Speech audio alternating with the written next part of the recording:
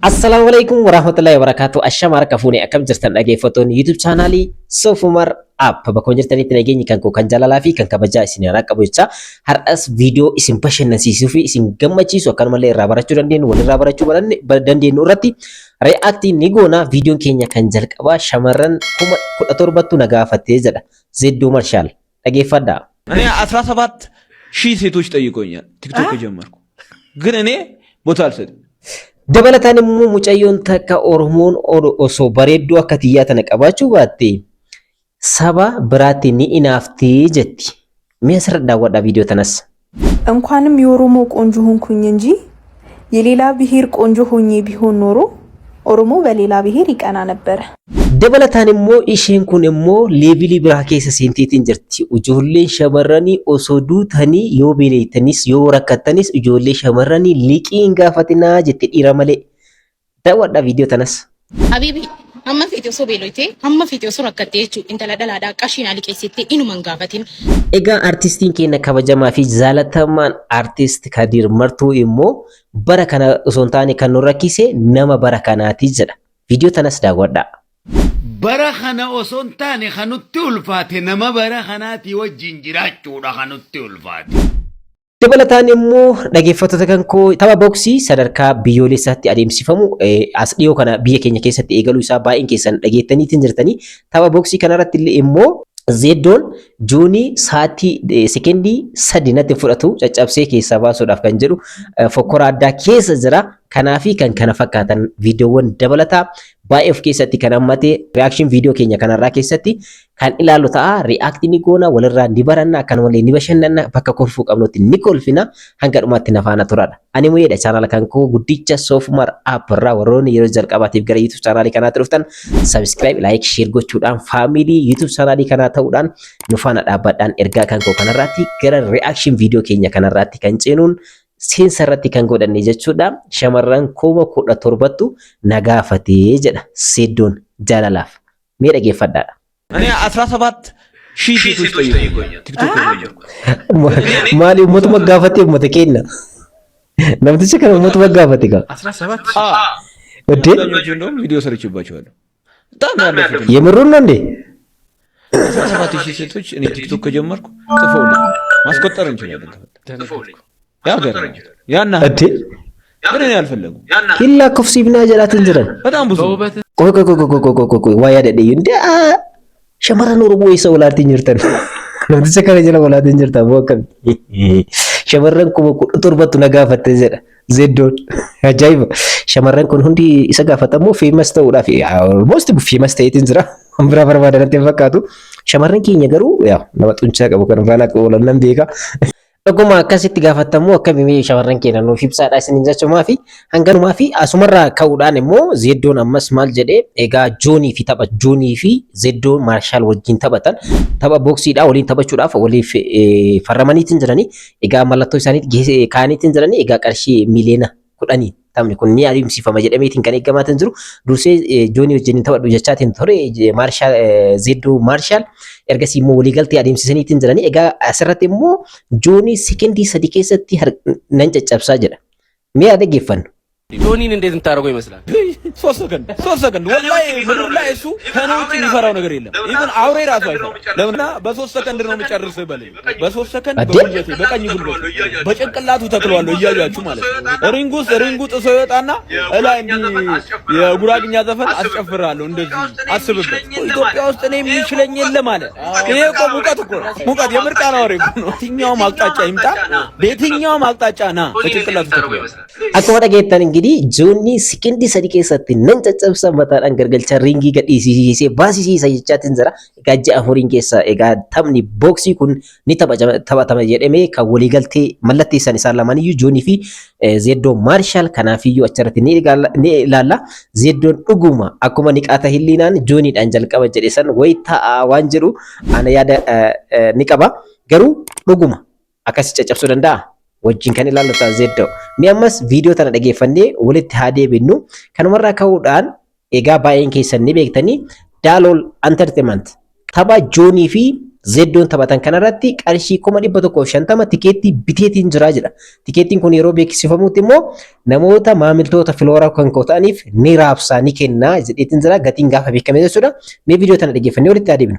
Asinis as keessatti affeeramtaniitiin jirtu. የ150 ሺህ ብር ትኬት እኔ እገዛላችኋለሁ። ይሄንን ፋይት አብረን እናያለን። ይሄንን የማደርገው ከዚህ በፊት የነበረው ፋይት በጣም ስለወደድኩ ነው። ኢትዮጵያ ውስጥ እንደዚህ አይነት ኢቨንት አይቻለሁ ለማለት በጣም ይከብደኛል። ስለዚህ ቀጣዩን ፋይት አብረን የምናይ ነው የሚሆነው። የኔ ፎሎወሮች የ150 ሺህ ብር ትኬት ገዛላችኋለሁ። ቀኑ ሲደርስ የቲኬቱን ዋጋ ስንሰማ ስንት ሰው እንደሆነ አሳውቃችኋለሁ። ዝም ብላችሁ ፎሎ አድርጋችሁኝ ጠብቁ። በነገራችን ላይ ስለዚህ ጉዳይ ከ5 ወር በፊት ቪዲዮ ሰርቼ ነበር። እንደዚህ አይነት ነገሮች ሶሻል ሚዲያ ላይ መጀመር እንዳለባቸው። ኤጋ ሪንጊን ብየ ኬኛ ኬሰት ለኒ በርባደማ አካ በርባደሙፍ ያደ ካሴት ቱሬ አይ ቲንክ አኑ ንያ ያዳዳ ያደ ካሲ ካሴቲን ቱሬ አማ ሪንጊን ሞ ብየ ኬኛ ኬሰት ቦክሴና ከና ኩን ኤገለሜትን ዝራ ሶ ቲኬቲ ኮማ ዲበቶኮ ሸንተማ ቀርሺ ኮማ ዲበቶኮ ሸንተማ ባሱ የሮ ገቲን ኢሳ beekame nama meeqaaf akka ta'u adda baasnee Filoora Kankuutiif ni affeera ni bita jedhaatiin jira. Dalal entertainment jechuudha. So isinis affeeramtaniitiin jirta warroonni maatii isaanii isaa taatan jechuudha. So tapha kana immoo tapha booksii kana akka isa jalqaba Joonii fi Niqaatayiliin taasisan kan taane ni ilaalaa ji'a afuriin booda akka adeemsifamuudha. Egaa kan odeeffannoowwan garaagaraa kan agarsiisaatiin jira. Viidiyoo itti aantu keessatti immoo kan nama ajaa'ibsiisu Oromoon bareedduu akka Kankuutii kana osoo hin qabdu ta'e saba biraatitti ni inaafti turte jetti. Mucayyoon qal'oon tuni. Mee dhaggeeffadhaa.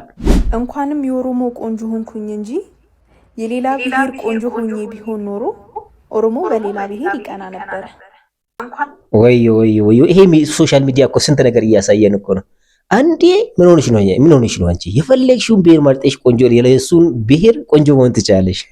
የኔ እናት እኛ ሚሊዮን ቆንጆዎች አሉን ተቸግረናል እንደው በየመንገዱ የምናየው ቆንጆ ነው። ስለዚህ የፈለግሽውን ብሔር መርጠሽ የዛን ብሔር ቆንጆ መሆን ትቻለሽ። ኦሮሞ መቼም አይቀናብሽም። ኦሮሞ አቃፊ ነው እንጂ በሌላ ሰው አይቀናም፣ ምንም አይልም። የራሱ አለውና ነው። ስለዚህ አንቺ የፈለግሽውን መርጠሽ መሆን ትችላለሽ። በነገራችን ላይ ይሄ ፌመስ ለመሆን የሚደረግ ጥረት እስከሆነ ድረስ ቀጥይበት ይልሻለሁ። እንግዲህ ብዙ ቆንጆዎች አሉ ከሚስ ኦሮሚያ ጨምር ማለት ነው። ብዙዎቻቸው አይታችኋል። ያው እንግዲህ ብዙ ስላለን ብዙ አትቸገሪ ለማለት ያክል ነው።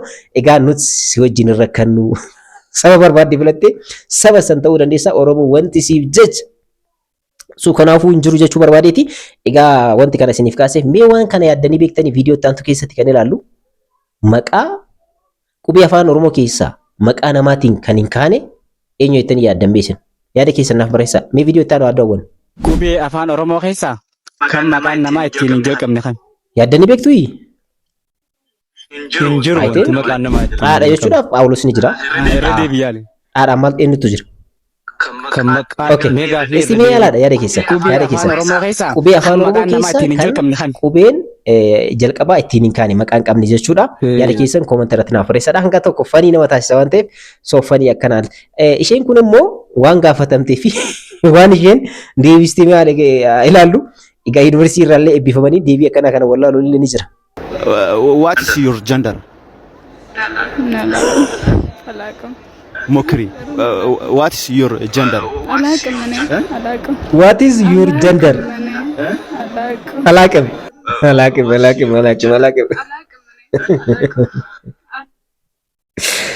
Dhufanii nama taasisa miti. Egaa what is your gender jette ingidii graduate gootee nama eebbifamaatiin jirudha. What is your gender jedhe alaaqabu. Saala kiyyaan beeku. Saalli kan kee eenyudha jedhani. Saala kiyya hin beeku jettiin. So xiqqoo fanii nama taasisa miti. Wantoota bal'aatu jira. Isheen kun immoo dhiironni shamarran gonkumayyuu dhiira malee shamarran yoo rakkattanis yoo beeloftanis liqii hin gaafatinaa jetti. Ani citii kanan beeku ture amman bare isin mee yaada qabdan koomentii irratti naaf barreessaa mee viidiyoo tana daawwannu. Habibi amma fiidiyoo sobeelete amma fiidiyoo surakkatte jechuun intala dhalaadhaa qashiin aliqeessite inuman gaafatin saayiba kan kee jallaa hagizee hunda silkii jalaan kaafne san isuma caqacaqee isumarraa qashii san liqeeffadhu dhageesse maaliif jaalallee hin taane maaliif yoo barbaadde jaartii teetu hin taane abba takka qashiin aliqeessite hin gaafatin si tuffattiiti. What? Maal jettee yaan hin dhageenye garuu akka kiyatti. Andee maal jechaatiin jirti? Maal rakkoo qaba? Shamarran Oromoodha. Shamarran Oromoo yoo gaafatte liqii maal rakkoo qaba? Bakka kana bara dubartoonni waa baay'ee waan nu barreetu jira waan ta'eef nu barsiisaadha. Kunis hedduu tokko gorsas fakkaata. Garuu haa ta'u immoo liqii gaafachuun rakkoo qabu. Inni afaan isin dubartoonni walirraa qabdan immoo maalidha kan jedhu ifatti kan agarsiisudha. So achumatti dhiifnaa isin yaada keessan nuuf qoodaadha isin maal jettan. Asirratti immoo leevilii biraa keessa isiniitiin jira. Ibsaa Daamiina, Ibsaa Muhammad baay'een keessan ni beektanii namoota sooshaal miidiyaa kana wajjin eegalle keessaa nama tokkodha. So amma leevilii biraa keessa jira. So amma immoo motiveeshin kan ta'e waa'ee fuudhaa fi heerumaa kanarratti hojjechaatiin jira. Mee yaadni isaa kun yaada kan koo waan ta'eef sirriitti dhaggeeffadhaa. Hiriyaan ammaa wal sakaala. Kuni hariiroo keessa ati gaafa sakaalamte garaa sirrii irra jirta.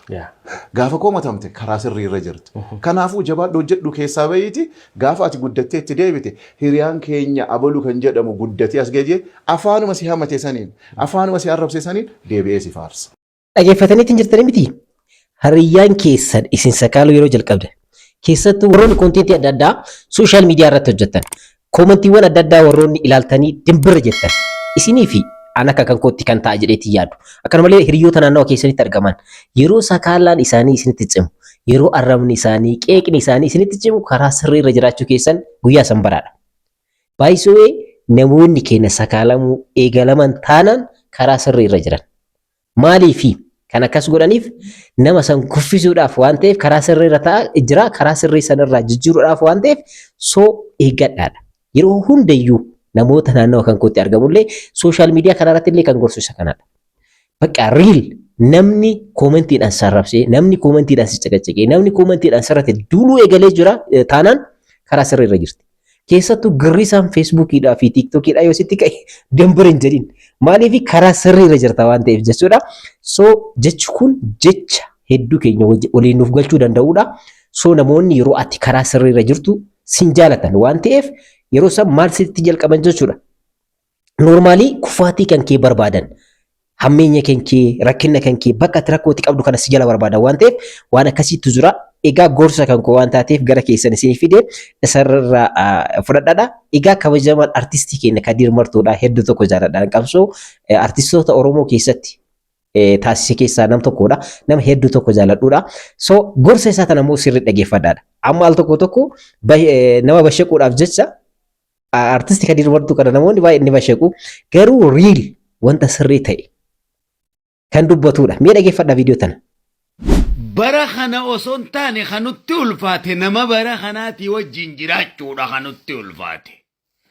Mirga yoo jenneen bitaadha nuun ja'a dhugaadha yoo jenneen soba ja'a jaalala yoo jenneen kanuma bakka dubbiin. Ijaar gujaamaadha gurra dhagayuu duudaadha. Allaqa. Afaan Oromooti. Kadir al tokko hayyuudha wanti jennuuf kanaafi. Bara kana osoo hin taane kan rakkoo nuti ta'e nama bara kanaati. Ilaalaadha amma sooshaal miidiyaa kanarratti akkamitti akka wal sakaalu akkamitti akka wal saaxilu akkamitti akka wal iccitii baluu baasnee jirra jedhan akkamitti maal akka hojjetu ilaalaatiin jirtanii miti baay'een isaa kan kaleessa waliin fira ture har'a diina walirra ta'a walirra qabsaaya amma bara moo rakkoo kanatti ta'e nama bara kanaati ree barree baruma inuma laakkaa jirra kanaafiyyuu kan rakkoo nuti ta'eetiin jiru eenyudha jechuudha bara osoo hin taane namaadha bita yoo jettu mirga jedha. Gadi yoo jettuun oli jedha. Akkas ta'uu qaba yoo jettuun akkas ta'uu qabu siin jedha. So kanaafiyyuu bara kana maal gochuu qabdanii konfidensii mataa keessaniitiin keessaa bahuu qabdan malee bara ittiin nama falmitee jalaa baatu miti. Keessattuu sooshaal miidiyaan kun cimeetiin jira koomentiidhaaf namni martuu ooppiin ta'eetiin jira wantuma barbaade barreessa. Irra caalaan immoo barreeffamullee osoo sirriitti hin baratiin akka gaarii siif barreessa tolcheetiin jechuudha. So kanaaf isa kana waan gaarii kaasee Kadirriin kenna hedduu tokko nama an jaaladhu keessaa nama tokkodha jechuudha. Egaa al tokko Kadirri kenna kun inni dubbata jennuyi. Mee amma viidiyoo tanas dhaggeeffadhaadha. Viidiyoo isaati akka gaariitti dubbata dhugaa dubbachuudha. Angama kiyyaan nama nu bannee fi nama hin barannee hojii haasa'uu hin fedhu. Mata na dhukkubsa waan ta'eef afaan Oromooti. Akkanumaanis kaddee kenna. Akkanuma. Nama nu bannee fi nama baratii wajjin yoo haasofte si amansiisuu hin danda'u amansiisuu hin dandeessu. Walamatti si qunnama. Si amanuus hin danda'u si amansiisuus hin danda'u. Maaliif riil wanta hin taane waan ta'eef nama akkasii inuma dhiisna. So sooshaal miidiyaa kanarratti wanti arginu waan kanadha.